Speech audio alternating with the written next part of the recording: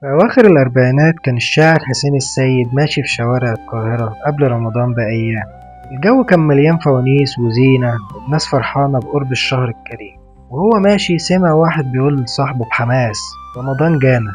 الجملة علقت في دماغه جدا، فرجع البيت فورا وبدأ يكتب كلمات الأغنية من الإحساس ده، إحساس الفرحة بقدوم رمضان. وخلال وقت قصير كانت الكلمات جاهزة. بعدها راح بالكلمات للملحن محمود الشريف، واللي بدوره عمل لحن سريع مبهج يناسب أجواء رمضان.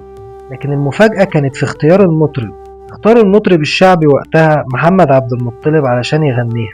عبد المطلب وافق فورا لأنه حس إن الأغنية فيها روح وفرحة مختلفة. وسنة 1943 تقريبا اتسجلت الأغنية في الإذاعة المصرية، وأول ما اتذاعت حصل شيء غير متوقع. الأغنية انتشرت بشكل ضخم جدا والناس بقت تعتبرها إشارة رسمية لقدوم رمضان. وبعد أكتر من 80 سنة، أول ما الناس تسمع رمضان جانا وفرحنا به يعرفوا إن رمضان قرب فعلا.